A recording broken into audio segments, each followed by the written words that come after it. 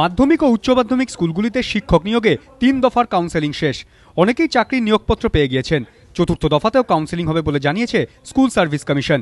এই পরিস্থিতিতে 27 জানুয়ারি পর্যন্ত নিয়োগ প্রক্রিয়ায় স্থগিতাদেশ দিল কলকাতা হাইকোর্ট। কিছুদিন আগে কলকাতা হাইকোর্টের বিচারপতি দেবাশিস করগুপ্তর এজলাসে মামলা করেন হাজার খানেক টেট পরীক্ষার্থী।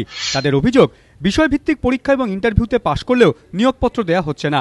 সোমবার হাইকোর্টে মামলা শুনানির সময় মামলাকারীদের আইনজীবী অভিযোগ করেন, শিক্ষক নিয়োগের ক্ষেত্রে আদালতের নির্দেশ অমান্য করা হয়েছে।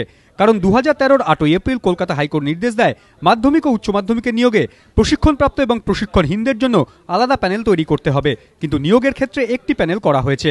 এরপরই বিচারপতি দেবাশিস করগুপ্ত অ্যাডভোকেট জেনারেল বিমল চট্টোপাধ্যায়কে ডেকে রাজ্যের বক্তব্য জানতে চান, কিন্তু তিনি আদালতে জানান বিষয়টি নিয়ে তার কিছু জানা নেই। জবাব দেওয়ার জন্য আদালতের কাছে সময় চান অ্যাডভোকেট জেনারেল। তখন বিচারপতি নির্দেশ দেন 27 জানুয়ারির মধ্যে হলফনামা দিয়ে রাজ্য সরকারকে জবাব দিতে হবে।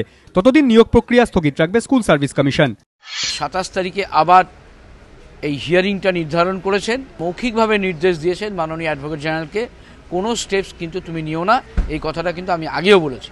আমি ফর্মাল ইনজাংশন পাস করছি না, কিন্তু তুমি যেহেতু অ্যাডভোকেট জেনারেল, তুমি যেহেতু অ্যাসুরেন্স দিচ্ছ, তাই আমি কোনো রকম ফর্মাল অর্ডার পাস করছি না। কিন্তু 27 তারিখ অবধি কোনো রকম নিয়োগ প্রক্রিয়া চলবে না স্কুল সার্ভিস কমিশন। যদিও হাইকোর্টের নির্দেশ সম্পর্কে স্কুল সার্ভিস কমিশনের চেয়ারম্যান সুবীরেশ ভট্টাচার্য জানিয়েছেন, তিনি এখনও আদালতের নির্দেশের প্রতিলিপি হাতে পাননি। প্রতিলিপি হাতে পাওয়ার পর পরবর্তী সিদ্ধান্ত। ধ্রুবজ্যোতি প্রামাণিক ও কৃষ্ণেন্দু অধিকারী, এবিপি আনন্দ।